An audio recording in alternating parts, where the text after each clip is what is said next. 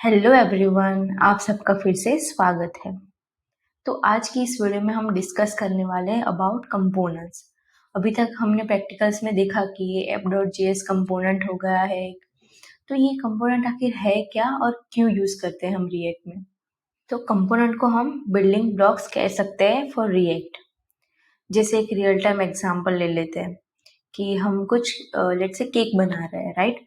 तो उसके लिए हमें अलग अलग इंग्रेडिएंट्स चाहिए, जैसे कि आटा हो गया, देन एग्स हो गए, देन शुगर, फिर डिफरेंट अलग अलग आइटम्स जिसका अलग अलग पार्ट होता है। शुगर एक स्वीटनेस देता है, तो ऐसे अलग अलग चीज के अलग अलग पार्ट होते हैं केक के लिए, राइट, फ्लेवर के लिए। तो वो सारे इकट्ठा होके केक बनता है। तो ऐसे कोई भी एलिमेंट्स इंग्रेडिएंट बन के एक डिश बनती है। तो वैसे ही बहुत सारे डिफरेंट डिफरेंट कंपोनेंट बन के वेब पेजेस बनते हैं और उससे हमारी वेब ऐप बनती है। तो अगर लेट्स से कि हमारा एक हेडर का कंपोनेंट हो गया, एक फुटर का कंपोनेंट हो गया, एक लिस्टिंग का कंपोनेंट हो गया, डिटेल्स का हो गया। अभी ये सब हम एक कंपोनेंट में ले सकते हैं, बट उससे क्या हो जाएगा, सब एक ही जगह पे इकट्ठा हो जाएगा। तो वो क्लीन कोड नहीं रहेगा। तो वो कंपोनेंट से वो इजी टू मैनेज है। अगर हमें कुछ पर्टिकुलर जगह पे हेडर पे चेंज करना है तो हम हेडर के कंपोनेंट में जाएंगे और वहां पे चेंज करेंगे। फुटर तो सारे पेजेस के लिए कॉमन होता है। तो ऐसे कंपोनेंट क्रिएट होते हैं, तो उससे हमारी जो ऐप की कोड होता है वो क्लीन रहता है और इजी टू मैनेज रहता है। तो इसको हम बिल्डिंग ब्लॉक्स कह सकते हैं कि अलग अलग पार्ट के कंपोनेंट इकट्ठा होके एक वेब पेज बनता है। अगर यहाँ पे मुझे कुछ रेंडर करवाना है कि यहाँ पे एक लिस्ट है, फिर लिस्ट के बाजू में कुछ और अलग एलिमेंट है, तो मैं उसके कंपोनेंट बना के यहाँ पे रेंडर करूंगी, तो ये एक वेब पेज बन जाएगा मेरा। तो ऐसे कंपोनेंट साथ मिलके वेब पेजेस बनाते हैं। ओके। तो यहाँ पे मेनली दो टाइप्स के कंपोनेंट यूज होते हैं, function component and class component. तो अभी हम पहले देखेंगे फंक्शन कंपोनेंट क्या है एंड कैसे उसको ऐड कर सकते हैं हमारे रिएक्ट ऐप में। तो हम जाएंगे हमारे VS कोड में, और यहाँ पे हमारा जो फंक्शन कंपोनेंट है ऐप वाला, अभी तक हम जो प्रैक्टिकल कर रहे थे वो हमारा ऑलरेडी फंक्शन कंपोनेंट है, तो हम वो देख लेंगे कि कैसे वर्क करता है। बट अभी हमें फंक्शन कंपोनेंट और क्लास कंपोनेंट कब यूज करना चाहिए। अभी क्लास कंपोनेंट तो ऑलमोस्ट यूज होता ही नहीं है। मैं उसका आपको सिर्फ ओवरव्यू देने वाली हूँ, जो सो आपको पता चले कि क्लास कंपोनेंट होता क्या है।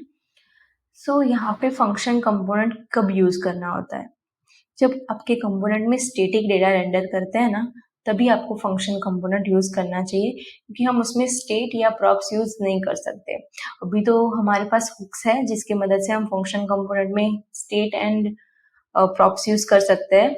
बट अगर आपको वो यूज नहीं करना है तो प्योर आप फंक्शन कंपोनेंट के साथ यूज नहीं कर सकते। मतलब कि अगर आपको कोई और कंपोनेंट के साथ इंटरेक्ट नहीं करना है या कुछ स्टेट मैनेज नहीं करना है, जैसे आपका स्टेटिक डेटा है कंपोनेंट में, तो आप उसको फंक्शन कंपोनेंट कर सकते हो।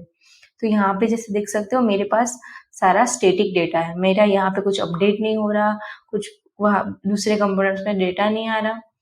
तो ये हमारा एक फंक्शन कंपोनेंट है। यहाँ पे हमारा फंक्शन ऐप होगा और उसके अंदर हम रिटर्न में हमारा JSX रिटर्न करवाते हैं, जो हमारा सारे HTML के एलिमेंट्स होते हैं जो हमें रेंडर करवाने हैं, तो हम वो रिटर्न में शो करते हैं। तो ये सारे स्टैटिक डेटा हो गया, तो ये हमारा फंक्शन कंपोनेंट है। अभी हम इसको क्लास कंपोनेंट में कन्वर्ट करेंगे। तो मैं यहाँ पे करूंगी क्लास, हमारा हो गया app x tends react dot component. Okay.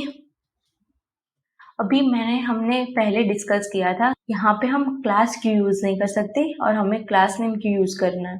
तो यहाँ पे आप देख सकते हो कि यहाँ पे हमने क्लास यूज किया है। तो मैंने उस टाइम पे बोला था कि हमारा क्लास कीवर्ड रिजर्व्ड है इन रिएक्ट। तो क्लास कीवर्ड हमारा क्लास कंपोनेंट के लिए रिजर्व्ड है, इसलिए हम यहाँ पे यूज नहीं कर सकते।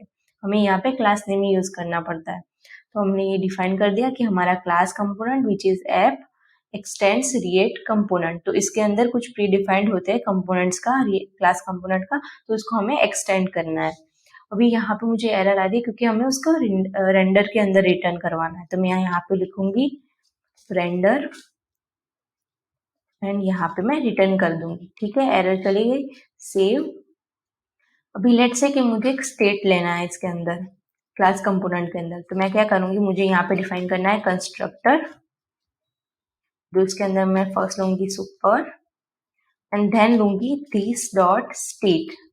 यहाँ पे अगर आप कुछ भी फंक्शन कॉल कर रहे हो या स्टेट डिफाइन कर रहे हो तो आपको ऐसे दिस स्टेट करके लिखना पड़ेगा, ठीक है। फिर यहाँ पे मैंने लिया नेम ABC, अभी मैं उसको रेंडर करवाऊंगी। यहाँ पे हम कोई टैग ले लेते हैं H3 और यहाँ पे मैं लिख देती हूँ this dot state dot name, तो मुझे यहाँ पे नेम मिल जाएगा वहां पे रेंडर। अब मैं सेव करूंगी, मैं जाऊंगी यहाँ पे और यहाँ पे save, you can see ABC, ठीक है। तो ऐसे हम यहाँ पे क्लास कंपोनेंट में, ये बेसिक था, हमें बहुत कुछ जानने की जरूरत नहीं क्योंकि ये ऑलमोस्ट अभी यूज होता ही नहीं है क्लास कंपोनेंट, ज्यादातर लोग फंक्शन एंड हुक्स ही यूज करते हैं। तो मैं जैसे आपको ओवरव्यू दे रही हूँ सो आपको पता चले कि क्लास कंपोनेंट कैसा होता था एंड कैसे वर्क करता था। तो ये अभी क्यों यूज नहीं होता, क्यों, आप देख सकते हो कि ये थोड़ा कंफ्यूजिंग है, कंस्ट्रक्टर सुपर, तो एक इसकी वजह से। देन अगर आप कुछ बड़ी आपकी वेब ऐप क्रिएट कर रहे हो तो ये थोड़ा लेंदी हो जाता है, इजी टू मैनेज नहीं है class component. And function component very easy, और अभी उसके साथ हुक्स है तो वो इजीली मैनेज हो जाता है, और यहाँ पे क्लास कंपोनेंट में इजी मैनेज नहीं होता। इसीलिए फॉर दिस रीजंस अभी कोई क्लास कंपोनेंट यूज नहीं करता है, सारे लोग फंक्शन कंपोनेंट यूज करते हैं विथ हुक्स। अभी नेक्स्ट वीडियो में हम हुक्स ही देखने वाले हैं, तो डोंट वरी, हम देखेंगे कि फंक्शन कंपोनेंट के साथ हुक्स कैसे यूज होते हैं। ये सब था function component and class component के बारे में। सो आई होप कि आपको पता चल गया होगा, ये दो कंपोनेंट है जो मेनली यूज होते हैं। So I hope you guys know कि कैसे वर्क करते हैं, कैसे डिफाइन होते हैं। So let's meet in next video, till then take care and keep learning.